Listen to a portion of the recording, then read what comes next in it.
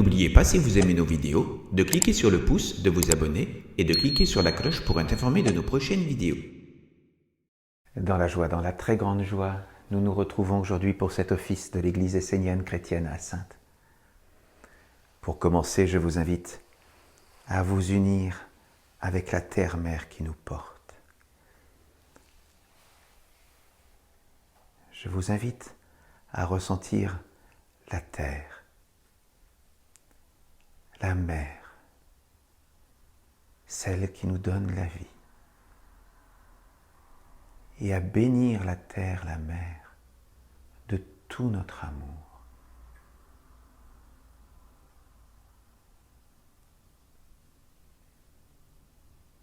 En cette période de l'automne,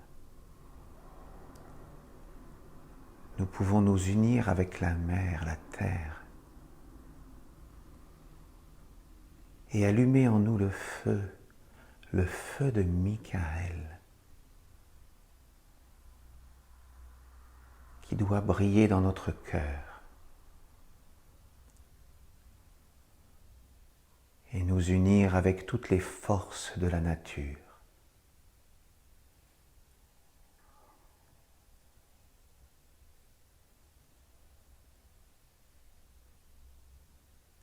Le feu de Michael nous éclaire, nous guide et nous permet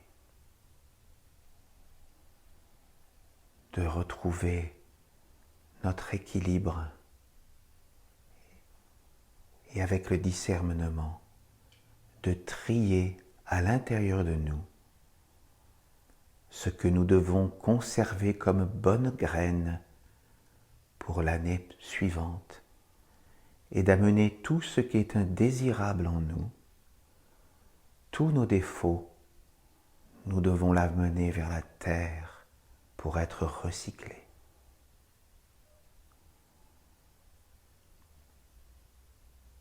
Remercions la Mère de nous permettre de prendre en elle tous nos défauts, toutes les contre-vertus qui habitent en nous, afin de nous libérer, afin de nous nettoyer de tout ce qui est indésirable en nous.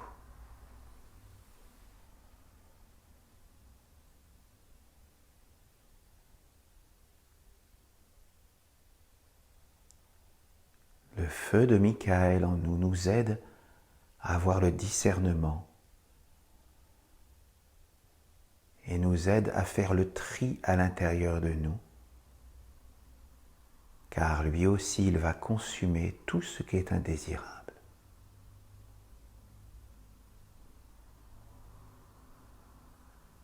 Soyons dans la gratitude, dans l'amour et dans la joie de faire vivre en nous toutes les forces de la nature qui veulent nous nettoyer.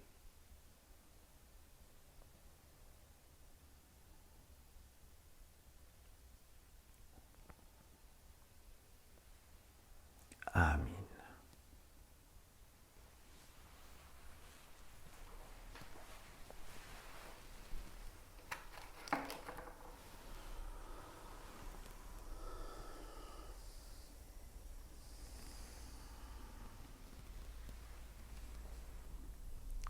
Par mon ange, j'appelle la flamme du Père, la flamme de la Mère, la flamme de la maison de Dieu, afin qu'elle brille ici et maintenant dans ce temple et qu'elle nous illumine de sa présence bienfaisante.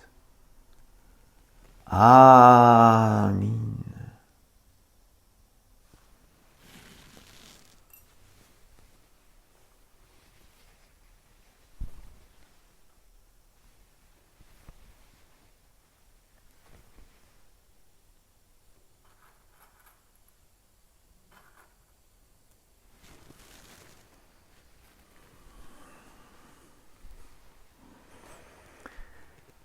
Bien, nous allons nous retrouver d'abord dans un premier chant qui s'appelle « Du grand feu de nos cœurs », car le feu de Michael doit vivre à l'intérieur de nous. Nous devons lui donner un espace à l'intérieur de notre cœur pour qu'il trouve un lieu pour exister et pour se manifester à l'intérieur de nous. Et le grand feu de nos cœurs, justement, nous aide à participer à cette énergie du nettoyage intérieur. Si vous voulez vous lever.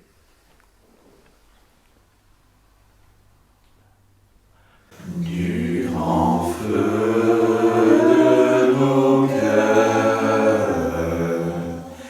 il s'élève, il s'élève, il s'élève des flammes d'amour,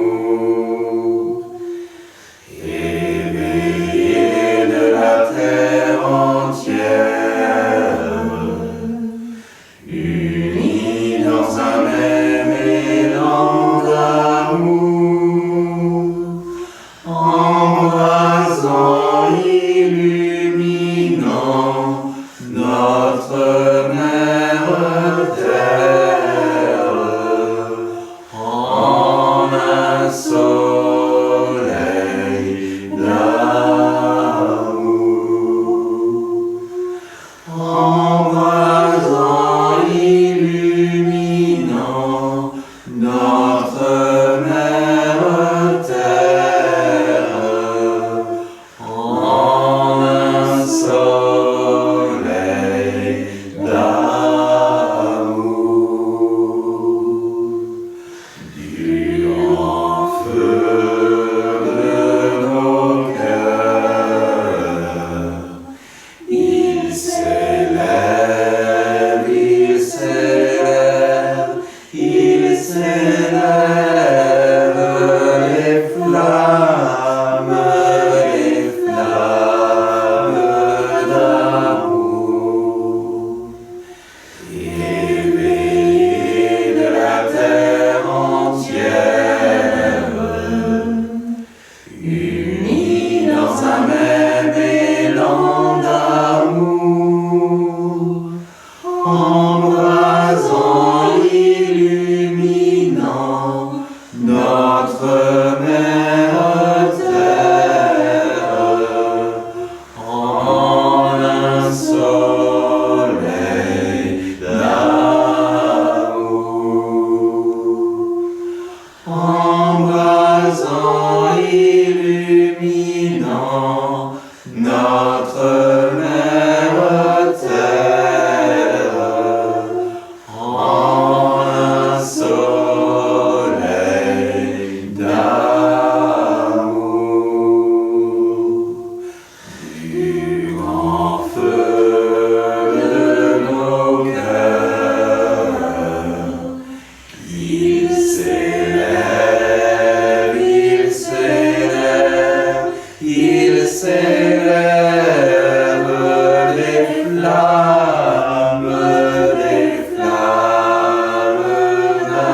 d'amour, éveillées de la terre entière, unis dans un même élan d'amour, embrasant, illuminant notre mère terre en un soleil d'amour. Embrasant, illuminant notre mère terre en un soleil d'amour.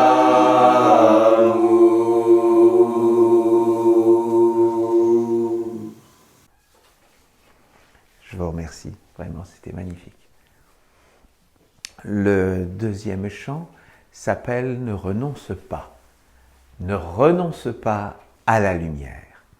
Car effectivement, bien souvent dans notre vie, Dans notre vie de tous les jours, nous pouvons parfois douter, nous pouvons parfois être pris dans des émotions, dans des difficultés qui nous font parfois douter et nous poser des questions.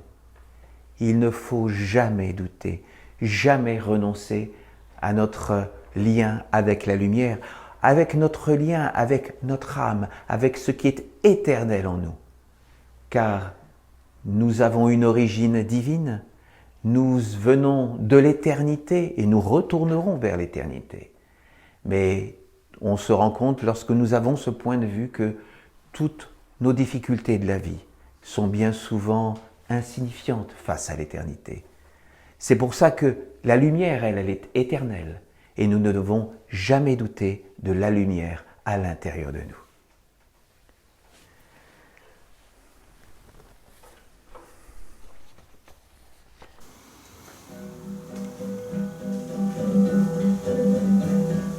Toi qui peines sous le lourd fardeau de notre savante ignorance, ne sachant plus le vrai du faux, reconnaissons notre ignorance, fatigué de te conformer à l'exigence des apparences, faisant comme si de rien n'était, c'est toute ton âme en souffrance. Renonce pas à la lumière. Renonce pas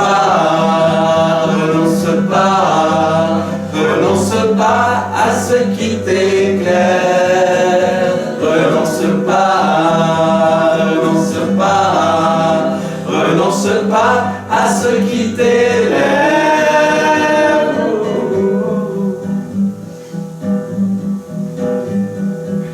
Toi qui cherches à savoir qui tu es, et d'où tu viens et où tu vas, que ces questions ne t'ont jamais quitté. Pressentiment d'un je ne sais quoi, venir de rien ne se pourrait, et au-delà qu'il n'en paraît, la vie serait comme agencée d'un invisible lien sacré. Renonce pas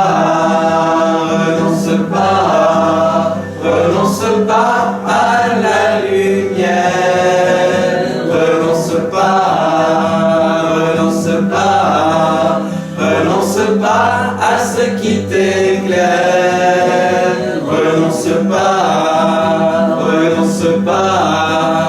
Renonce pas à ce qui t'élève. Te libère d'une seule façon de voir, respirer un autre ciel, sortir la tête de ce brouillard, aller toujours vers l'essentiel. Renonce pas. Toi qui peines sous le lourd fardeau de notre savante ignorance, ne sachant plus le vrai du faux, reconnaissons notre ignorance. Alors tu cherches à te libérer, et peu importe comment les nommer, démons, fantômes, désirs, pensées, tout ce qui t'empêche d'avancer. Renonce pas à la lumière. Renonce pas à ce qui t'éclaire. Renonce pas à ce qui t'élève. Te façon de voir, respirer un autre ciel, sortir la tête de ce brouillard, aller toujours vers l'essentiel. Renonce pas, renonce pas, renonce pas à la lumière. Renonce pas, renonce pas à ce qui t'éclaire. Renonce pas, renonce pas à ce qui t'élève. Oh, oh, oh. Ne renonçons jamais à la lumière de l'archange Michael, qui est l'archange de l'automne, l'archange du feu à l'intérieur de nous, du feu du Père originel. Nous allons passer à un troisième chant qui s'appelle l'ange de l'amour. Donc c'est le chant de l'ange de l'amour. Et donc ce chant que nous apprécions tellement donc de faire cette louange à l'ange de l'amour, à vouloir l'inviter à participer à notre vie, à vivre avec nous. Mais pour cela, effectivement, nous devons nous approcher de lui pour pouvoir le porter dans notre vie. Et c'est toute la démarche de la tradition essénienne, que d'appeler les anges à vivre avec nous dans notre vie. Donc, pour commencer, on pourrait avoir la note.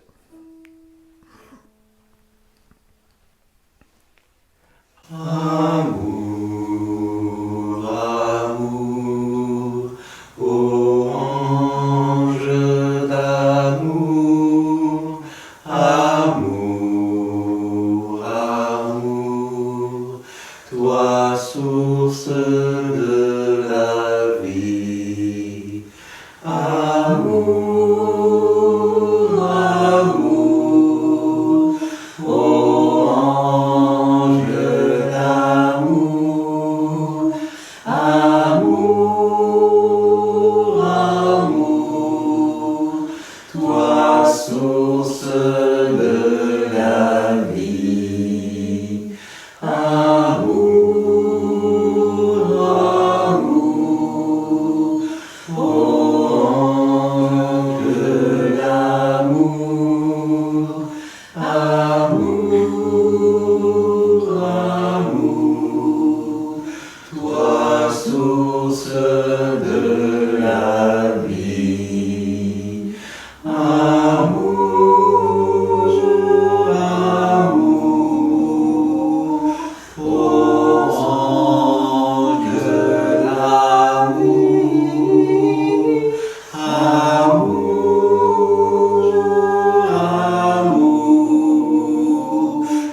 toi source de la vie.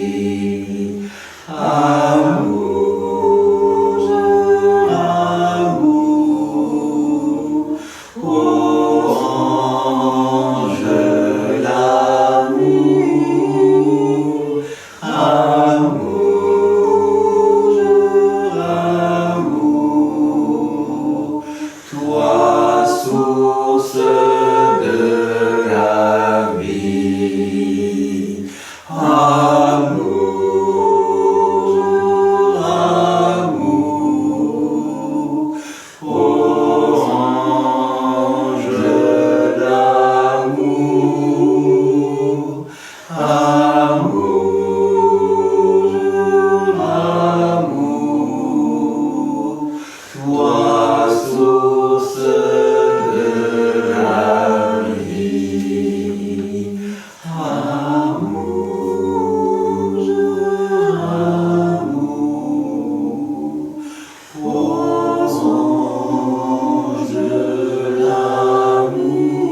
amour,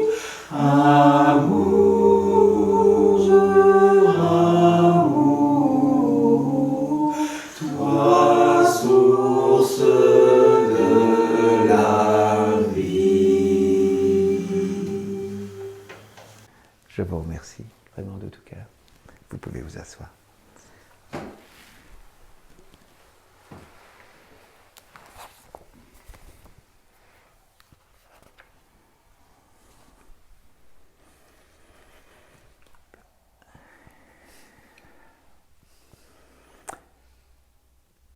En cette période de l'automne, où nous sommes éclairés par l'archange Michael qui est l'archange du feu purificateur, du feu qui doit nous permettre de faire le tri à l'intérieur de nous, de ce que nous voulons garder, les bonnes semences, comme nous disons dans la tradition, les bonnes semences que nous allons garder pour l'année prochaine, et où nous voulons nettoyer tout ce qui est impur à l'intérieur de nous, c'est-à-dire emmener vers le recyclage nos défauts, tout ce que nous voulons travailler pour nous dégager, nous nettoyer intérieurement, que dans la tradition profane, on peut voir aussi une signification avec la fête d'Halloween. La fête d'Halloween, qui était une fête celte à l'origine, avant de devenir une fête commerciale, eh bien, la fête d'Halloween était un moment où nous devions prendre conscience de ce qui était indésirable à l'intérieur de nous. C'est-à-dire que les gens prenaient une citrouille et cette citrouille, ils devaient diriger vers cette citrouille tout ce qu'ils voulaient dégager à l'intérieur de malsain. Et cette citrouille devait être mise à l'extérieur, dans le compost, et devait recevoir tout ce qui était donc indésirable, tous les défauts. Les personnes devaient se nettoyer, utiliser la citrouille comme une sorte de, ce que nous appelons dans la tradition essénienne une statue du recyclage. C'était quelque chose, c'était l'objet vers lequel ils condensaient leurs pensées pour recevoir tout ce qu'ils voulaient nettoyer, tout ce qu'ils voulaient enlever de leur personne. Et dans la tradition populaire, quand vous y a les petits-enfants qui se déguisent, qui viennent dans les maisons et qui disent « Donne-moi un bonbon, sinon je te jette un sort », en réalité, ça vient d'une sagesse. Une sagesse qui exprime que, à cette période de l'automne, il y a des forces dans la nature qui sont là. Ce sont les forces du recyclage. Et elles viennent chez nous et nous devons les accepter à l'intérieur de nous, ces forces du recyclage, pour nous nettoyer. Et si on ne leur donne pas ce que nous avons à nettoyer à l'intérieur de nous, si nous n'accueillons pas les forces du recyclage, eh bien, il va nous arriver des problèmes. C'est-à-dire que nous allons garder à l'intérieur de nous ce qui est indésirable. Alors c'est comme lorsque les enfants disent « je te jette un sort », voilà, c'est ces enfants qui viennent comme des petits lutins, en réalité, ce sont les représentants de ces forces du recyclage, de ces forces de nettoyage que nous devons accepter à l'intérieur de nous pour se dire, je vais me dégager en cette période de l'année de ce qui est indésirable et je le mets à l'extérieur de moi. Je peux par exemple prendre la citrouille ou je peux les envoyer à la mer, à la terre-mère qui nous porte. C'est-à-dire, c'est toutes ces forces de nettoyage que nous devons accueillir à l'intérieur de nous. Et dans la tradition essénienne, nous avons ce qu'on appelle la statue du recyclage, qui fait cet office-là. Et d'ailleurs, c'est le moment où nous changeons notre statut du recyclage pour ceux qui sont dans ce travail intérieur. Et donc, je me suis posé la question justement, comment les archanges voient les forces du recyclage? Et je me suis donc rapproché du psaume 241 de l'archange Michael qui s'appelle « Libérer les déchets en les conduisant vers le recyclage ».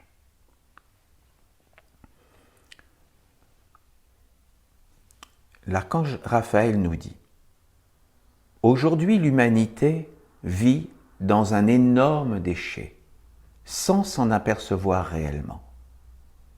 Il y a dans son ciel, tout autour d'elle et à l'intérieur, une accumulation de déchets, de mondes en décomposition qui ne sont plus recyclés et qui sont engendrés continuellement par une surproduction d'activités inintelligentes dans la vie extérieure et intérieure de l'homme. » Et oui, si nous sommes lucides, si nous sommes honnêtes avec nous, nous sommes mal éduqués. Nous produisons constamment des déchets dans notre vie. Alors, je ne parle pas simplement des déchets qui va dans nos poubelles ou de la pollution que nous pouvons faire continuellement, mais aussi des déchets dans ce qui vient dans nos pensées. Parce que nous pouvons avoir de belles pensées qui vont nous élever, mais nous pouvons avoir aussi des pensées, des mauvaises pensées, des pensées de destruction, des pensées de colère, toutes ces mauvaises pensées qui peuvent venir habiter en nous, et on se rend compte que ce n'est pas avec elles qu'on se sent bien. Et donc ça, ce sont des pensées qui doivent aller dans le recyclage. Et bien souvent, si nous ne maîtrisons pas nos pensées, si nous nous laissons envahir par tout ce que les médias, tout ce que la société veut nous plaquer et nous imprégner, eh bien on se rend compte qu'on se gorge de déchets. L'archange Raphaël poursuit. L'homme vit plus dans des déchets que dans des forces vivantes et régénérantes. Ça, c'est grave. On se rend compte que, voilà, quels sont les moments dans notre vie où nous nous relions à l'éternel à l'intérieur de nous, à ce qui est pur en nous? Quels sont les moments de notre vie que nous consacrons à cela? Bien peu. Nous sommes bien entendu pris par notre vie, et c'est tout à fait normal, par nos occupations, par notre travail, par notre famille, par nos amis. Tout ça est sain, il n'y a aucun problème. Mais nous devons aussi pouvoir consacrer du temps pour l'éternité en nous, à ce qui est intemporel, à ce qui est pur, à ces forces vivantes et régénérantes, comme nous dit l'archange. L'homme est devenu un consommateur inconscient. Il a perdu le sens et l'intelligence de la vie. Il ne sait plus conduire les forces à l'œuvre, à la fois vers le recyclage et vers l'intelligence supérieure divine. Il ne connaît plus la religion de la vie et de l'esprit, la puissance et la beauté de la magie, la grandeur des forces et des mondes invisibles sacrés. Il n'y croit plus. Il croit à un système qui a été mis en place par une intelligence sombre et qui permet de vivre uniquement pour le corps, sans conscience, sans éveil de la subtilité, sans engagement ni responsabilité individuelle devant un monde et une intelligence supérieure. Et il se donne entièrement à lui. Ainsi, peu importe les conséquences, pourvu que le corps puisse jouir dans l'instant présent. Et il faut bien reconnaître que beaucoup de nos contemporains n'ont qu'une seule préoccupation, vivre et consommer. Vivre dans le monde qui leur est présenté, parce qu'on ne leur a jamais montré qu'il puisse y avoir une autre alternative que de consommer.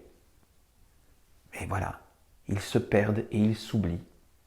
Et c'est bien triste pour la majeure partie de l'humanité.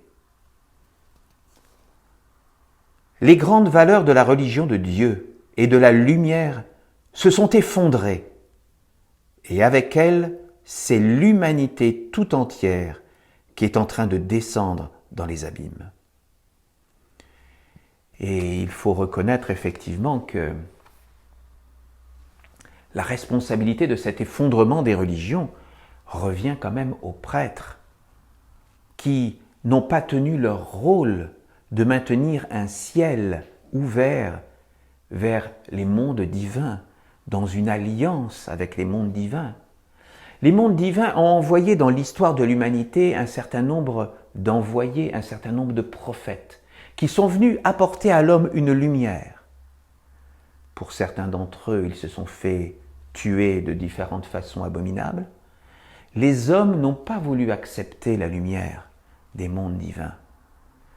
Et bien souvent, les personnes qui ont poursuivi à essayer de maintenir une religion, qui sont devenus des prêtres ou parfois des pasteurs, eh bien, se sont bien souvent confortés dans une vision politique de la religion.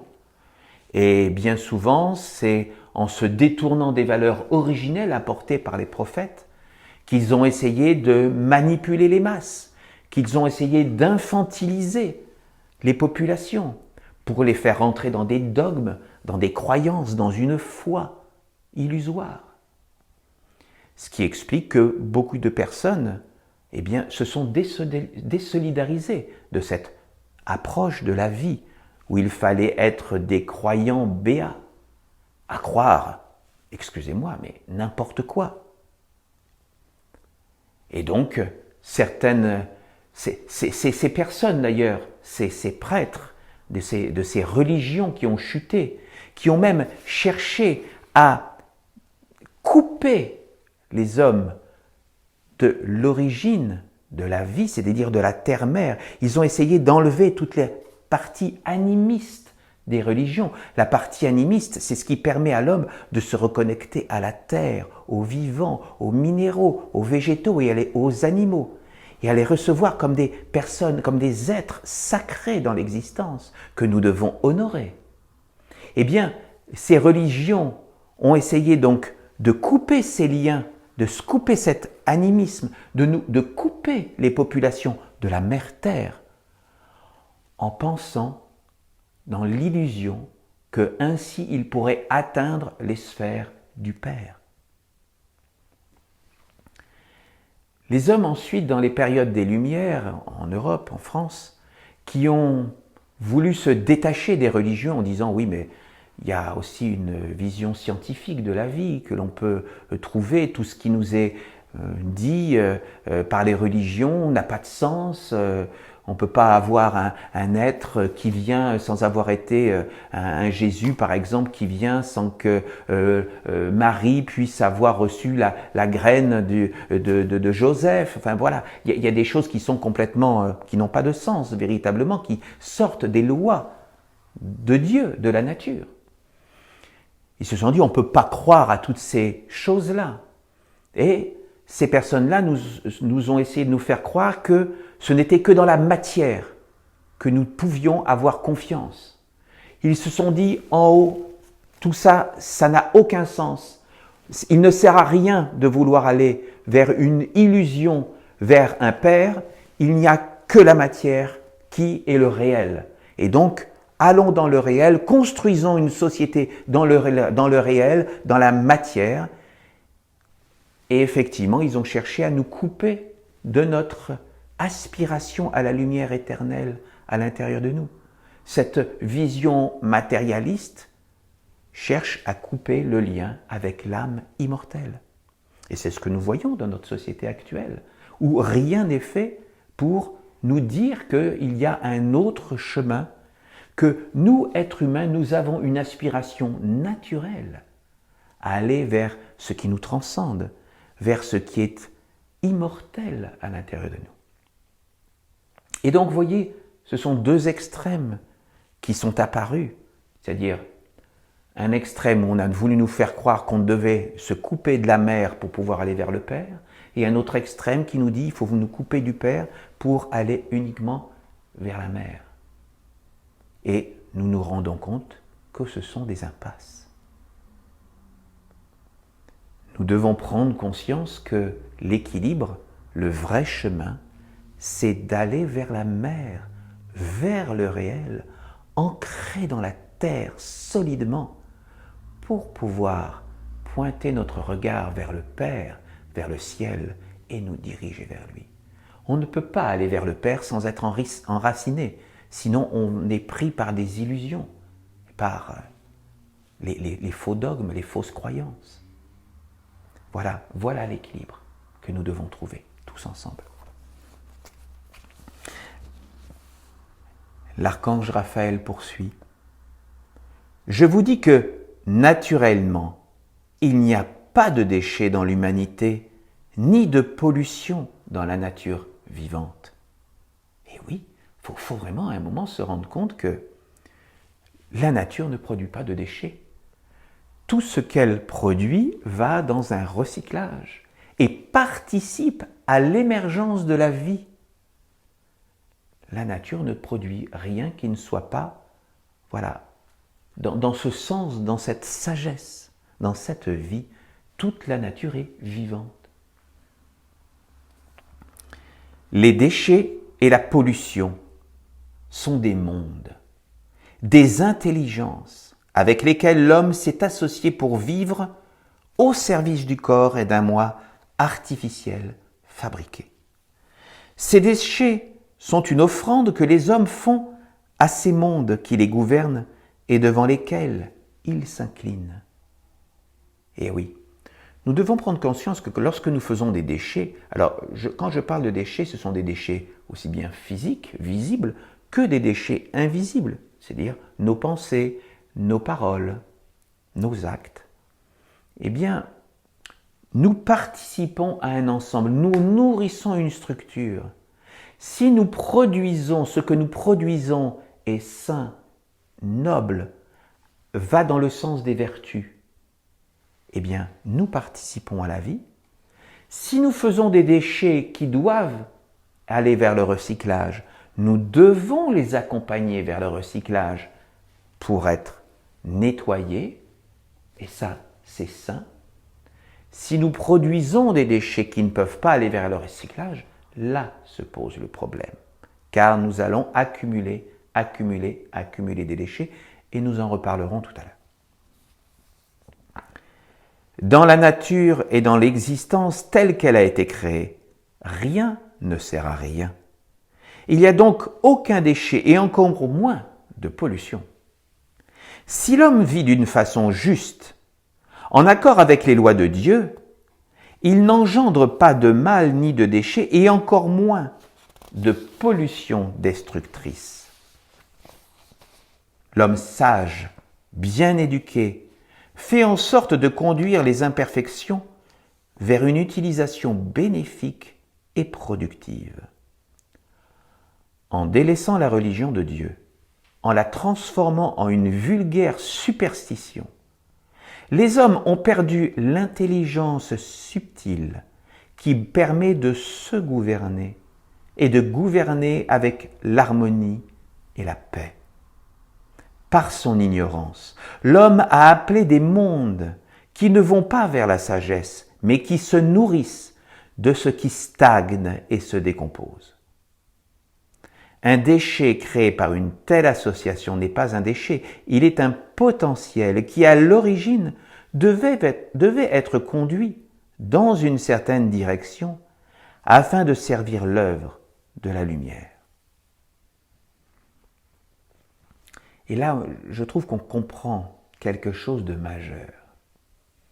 Il faut comprendre que pour un archange, un déchet, c'est un être. Un être qui naît, qui a une vie et qui meurt. Qui meurt dans le recyclage, qui doit être amené au recyclage. Et c'est véritablement la vision animiste. Dans la vision animiste, tout est vivant. Une pierre est un être vivant. Pas vivant au sens biologique, mais c'est un être. Une flamme est un être que l'on peut faire naître, que l'on laisse vivre et que l'on peut raccompagner, c'est-à-dire, aller vers le non-existant. Une pensée est un être qui a une naissance, une vie et que l'on peut amener vers le recyclage. Donc, tout dans la nature est vivant et nous ne devons pas oublier que les déchets que nous faisons vivre, que nous créons, ce sont des êtres que nous devons pouvoir raccompagner vers le recyclage. Et nous en verrons l'importance tout à l'heure. Lorsque le chemin de la transformation et de l'intelligence est ouvert, tous les mondes trouvent leur place, leur fonction, leur utilité. Et oui, nos déchets, les déchets que nous créons, doivent retourner vers le recyclage, ainsi ils vont participer à la vie. Si nous faisons une pollution, c'est-à-dire un déchet qui ne peut pas être recyclé, c'est le début des problèmes, et nous verrons ça. Les non-religieux et les faux croyants pensent qu'ils peuvent faire ce qui leur plaît, qu'ils ne sont pas responsables de leurs pensées et de leurs actes. Ils estiment qu'ils peuvent engendrer tous les déchets qu'ils veulent et ainsi polluer le monde sans qu'il y ait de conséquences ni de compte à rendre. Ils ferment les yeux, éteignent leur conscience, se cachent derrière des justifications savamment orchestrées, car ils ne veulent plus se présenter devant Dieu et les mondes supérieurs dans la dignité. ni accomplir le travail qui leur est dévolu, de conduire les mondes vers la beauté, la pureté et le recyclage. Il est vrai que si nous sommes coupés du Père, si nous sommes coupés de la Mère, comment vivre avec les valeurs éternelles? Comment? Quel chemin est devant nous? C'est un chemin de la destruction, c'est un chemin de l'appauvrissement, c'est un chemin de souffrance. Le véritable et noble chemin, pour un Essénien en tout cas, c'est celui qui nous permet d'être à notre place, ancrés dans la mer, au service du Père. Là est le noble chemin.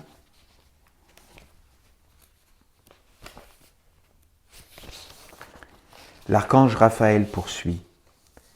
Il n'est pas permis d'engendrer des déchets, de polluer les mondes et encore moins de les enfermer dans la déchéance.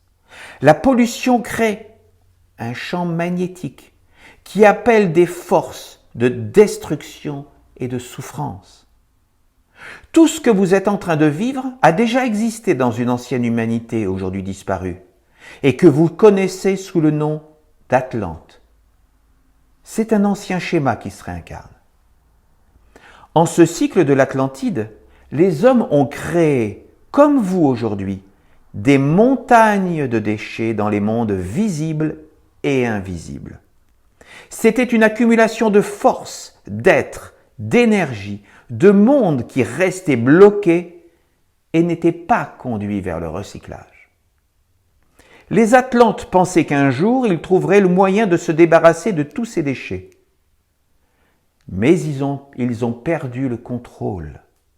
Car le corps qui avait été engendré par l'union des déchets a fait apparaître une intelligence obscure qui a fini par détruire l'homme par sa vibration ingérable, par son monde en totale opposition avec le monde de l'homme. Nous devons comprendre que les êtres que nous créons, si nous les envoyons vers le recyclage, c'est très bien. Si les êtres que nous créons ne peuvent pas être recyclés, ils s'accumulent. Et ils s'accumulent et ils créent une colère. Une colère qui, à un moment, va être retournée vers ceux qui les ont créés, c'est-à-dire les hommes. Lorsque vous faites un déchet, si ce déchet est pris en décomposition par la mer, il n'y a aucun problème, il va servir à la vie. Lorsque nous mangeons une pomme, qu'est-ce qui se passe? La pomme va nous donner une énergie. C'est la partie subtile de la pomme. Et cette pomme, si nous en sommes conscients et si nous sommes à notre place, de cette énergie, nous allons nous en servir pour être au service de ce qui est plus grand que nous. Ça, c'est la partie invisible de la pomme qui va participer à la grandeur. Et la pomme sera dans la joie, si je peux dire. C'est-à-dire, elle aura eu son utilité. La création qui a donné cette pomme permet de se tourner vers la grandeur. Et il y a une partie, un résidu de la pomme qui va dans le compostage et c'est très bien. Tout cela participe à un équilibre.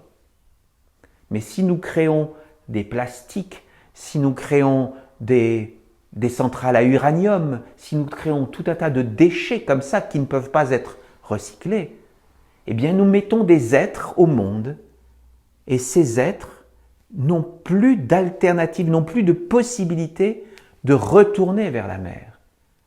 Et ces êtres, eh bien, accumulent une énergie de colère parce qu'ils sont vivants et ils participent à un ensemble. Et nous pouvons craindre qu'un jour, toute cette énergie, toute cette colère de ces êtres qui ne peuvent pas retourner avec intelligence dans la terre, eh bien, que cette énergie, cette colère puisse se retourner contre nous.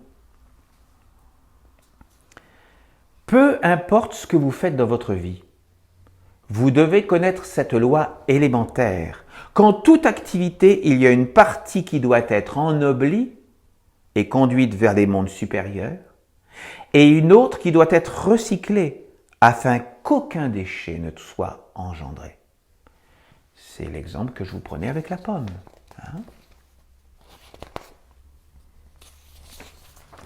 Les forces que vous utilisez pour vivre et créer ne vous appartiennent pas. Elles viennent de Dieu et y retournent. Vous ne pouvez pas faire ce que vous voulez ou alors vous engendrerez un déchet, c'est-à-dire un être qui ne peut plus vivre en harmonie et évoluer. Ne sous-estimez pas la puissance des déchets et ne faites pas apparaître ce monde, car il est le corps d'une intelligence sombre qui vous asservira et vous fera énormément souffrir. Car il est dit, ce que tu fais à l'autre, tu le vivras. C'est pourquoi il n'est pas permis de créer des déchets. Pensez à ces êtres que nous mettons au monde et que nous devons pouvoir amener au recyclage en intelligence.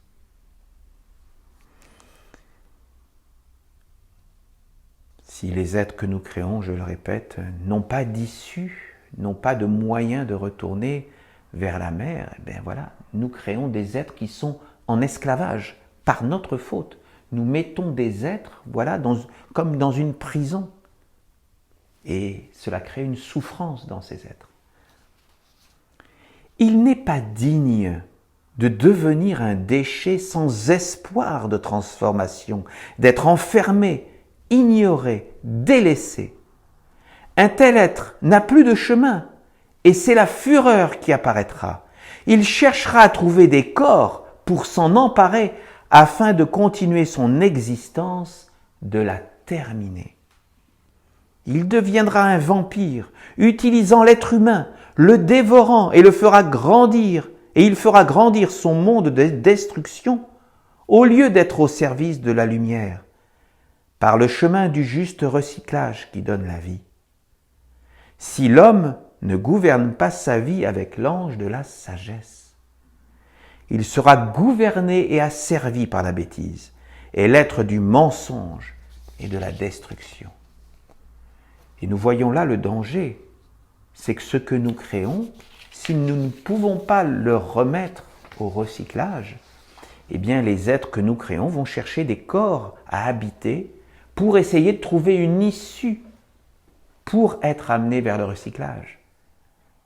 Et ça peut être le corps de l'homme qu'il cherche à féconder, de l'énergie de cet être, il cherche à féconder le corps de l'homme pour trouver une issue parce que l'homme va se décomposer un jour ou l'autre. Olivier Manitera pose alors une question à l'archange Raphaël. Père Raphaël, comment recycler des mondes que la plupart du temps nous ne voyons pas ou dont nous ne sommes que semi-conscients? Cela s'applique même aux déchets physiques?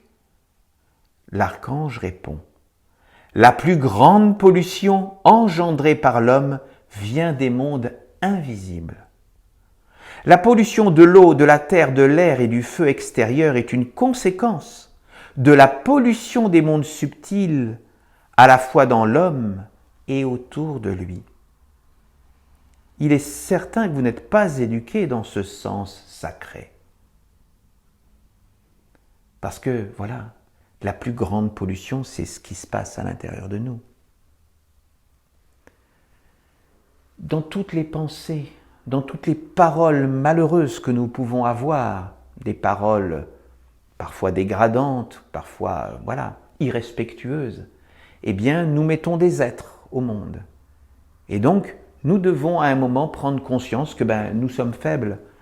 Qui parmi d'entre nous n'est pas parfois dirigé par la colère ou par des paroles bêtes? Ça nous arrive à tous. Et donc, à partir de ce moment-là, nous devons pouvoir faire le nettoyage à l'intérieur de nous pour pouvoir que tout ce que nous avons géré puisse être amené vers le recyclage. Nous devons en être conscients. Si nous n'amenons pas tout ce qui est indésirable à nous vers le recyclage, ça s'accumule. Et nous sommes de plus en plus empêtrés dans tous les déchets que nous avons à l'intérieur de nous. l'archange Raphaël poursuit. La première étape pour se redresser consiste à comprendre que dans toute création, toute existence, il y a toujours une partie qui va vers les mondes supérieurs et une autre qui doit être recyclée. Toute activité de l'homme engendre des déchets, même la pensée, la parole ou le fait de regarder, d'écouter. Dans la nutrition, cette loi devient évidente, car alors le déchet qui va vers le recyclage apparaît. Ce déchet ne doit pas être enfermé, ne doit pas être enfermé, stocké dans un endroit, car alors se développe en l'homme une énergie, une rancune d'énervement, une vibration qui le rend mécontent, irrité, agressif, violent. Ces états d'âme négatifs sont le signe que l'homme est saturé de déchets dans sa vie. Donc, les déchets, à qui d'entre nous ce n'est pas arrivé d'avoir des déchets à l'intérieur de nous, parce qu'on peut éventuellement pas suffisamment boire ou pas suffisamment s'exonérer. Et donc, des fois, on a besoin de se drainer. Il y a des périodes dans la vie où nous devons nous drainer notre organisme. Et c'est vrai que l'automne se prête à ce type de nettoyage intérieur. Le printemps aussi, parce que après les excès des fêtes d'hiver, bien souvent, on a besoin de se drainer. Donc, nous devons avoir ces moments de prise de conscience où nous nous nettoyons à l'intérieur de nous. Nous devons être dans cette conscience-là, pour notre santé. Mais également, lorsque nous créons des déchets, ils doivent pouvoir ensuite aller vers le recyclage. Sinon, ces déchets accumulent. C'est comme si nous avions une fosse septique qui était renfermée, où tous nos déchets allaient dans un seul endroit sans que ça puisse ensuite être repris par la terre, par la mer. Eh bien, on crée un endroit de putréfaction qui est malsain. L'archange nous dit « Vous devez toujours offrir vos œuvres à un monde supérieur, afin que la réjouissance, la plénitude apparaissent. Et ensuite, vous devez vous tourner vers le monde du recyclage afin d'offrir ce qui doit être transformé. Ainsi, ce qui n'aura pas pu entrer dans les mondes supérieurs ne stagnera pas comme déchet, mais pourra avoir une seconde chance, être récupéré pour participer à une nouvelle existence, une nouvelle expérience de vie. Pensez de cette façon et organisez votre vie en fonction de ce savoir afin que le négatif ne soit plus. Et oui, dans notre vie, nous sommes dans une vie de dualité, dans un monde de la dualité. Nous ne devons jamais l'oublier. Une partie de nous va vers les mondes supérieurs et nous devons être dans l'offrande, dans la joie, de participer, d'appeler en nous des vertus, de les faire grandir, de les faire vivre dans notre vie. Mais nous avons aussi une partie qui doit aller naturellement vers le recyclage. Et nous devons donc aider ce processus-là naturellement. Toute création est un être vivant qui engendre un service de la lumière et une partie qui doit être recyclée. Pensez ainsi pour diminuer vos déchets, moins empoisonner le monde, faire en sorte que l'équilibre soit restauré et surtout que la pollution ne soit plus. Si vous pensez autrement, vous allez obliger des générations futures à vivre dans un monde de déchets, car les déchets engendrent les déchets. L'homme lui-même deviendra alors un déchet, incapable d'honorer un monde supérieur et de générer un ennoblissement. Méditez ce psaume et comprenez-en la quintessence. L'homme, la place de l'homme est d'être au service de ce qui est plus grand, au service de l'éternité, pour que l'éternité ait un endroit pour exister sur la terre. Mais l'existence de l'homme a aussi sa partie matérielle, sa partie qui retourne aux déchets. Notre corps retournera dans les déchets, au recyclage. Et c'est sain. Et bien en delà, bien sûr, complètement en dehors de tous ceux qui veulent avoir l'homme augmenté, l'homme éternel, tout ça pour nous n'a aucun sens. C'est un énorme déchet. De vouloir faire des hommes qui auraient même une pensée dans des machines et tout ça. Ça, c'est du déchet. Ça n'a pas de légitimité pour pouvoir vivre parmi la vie et le monde de la vie réelle avec Dieu, le Père et Dieu la Mère.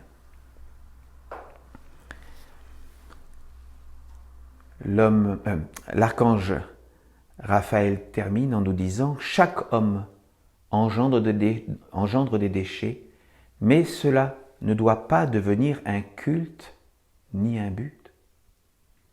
Vous devez libérer les déchets en les conduisant vers le recyclage, afin que le futur soit engendré des bonnes semences de la lumière, qui permettront une continuité digne, harmonieuse et saine pour l'homme et la terre. » Je crois que tout est dit.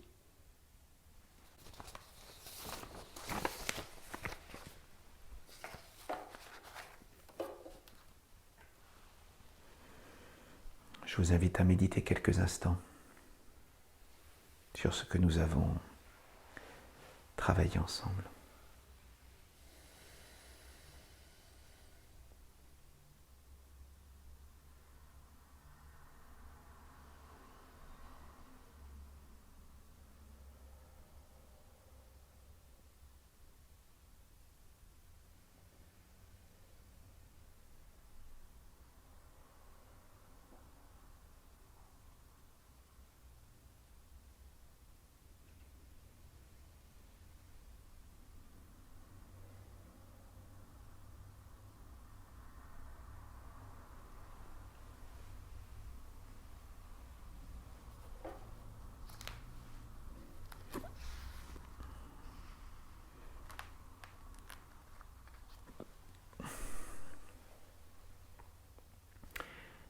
Je vais vous inviter maintenant à recevoir la bénédiction de l'ange de la paix, si vous voulez avancer jusqu'ici. Nous arrivons déjà au terme de notre office. Et donc nous allons nous séparer dans un dernier chant, le chant ensemble. Parce que même lorsque nous serons séparés dans nos vies, chacun de notre côté, nous resterons quand même ensemble par la pensée, par le cœur, par la joie, des moments que nous partageons ensemble.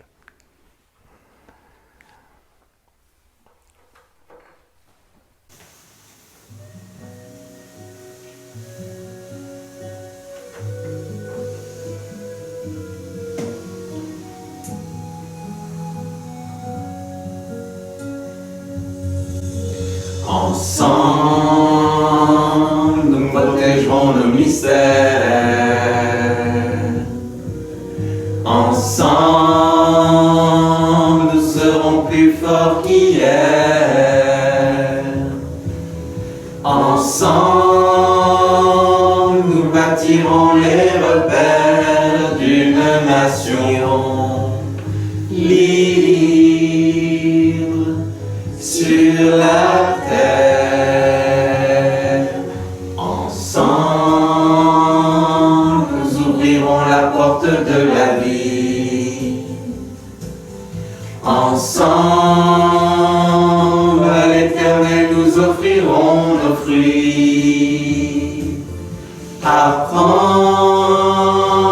à œuvrer pour fortifier notre alliance. Comprendre le sens profond d'une suprême conscience. Porte du mystère, porte de la lumière qui guérira la terre. Répondons à l'appel d'une seule voix fraternelle afin qu'il nous révèle un monde éternel.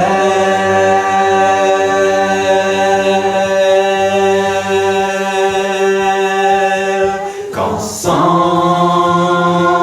nous transformions le cours de l'histoire. Que ça semble un peuple qui trouvera la victoire. Victoire dans la perfection de notre mission sur terre. Au nom des enfants de la lumière.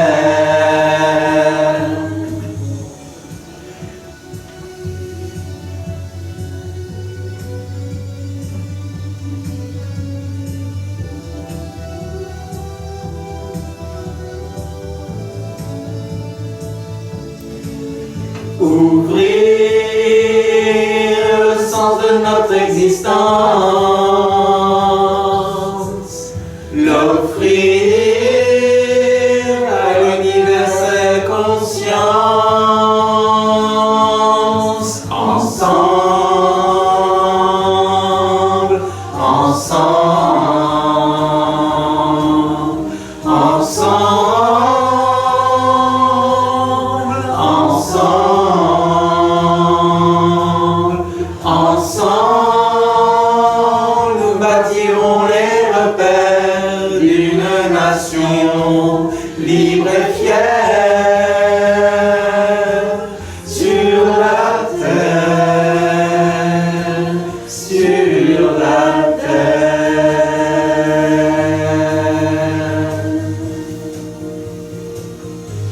sur la terre.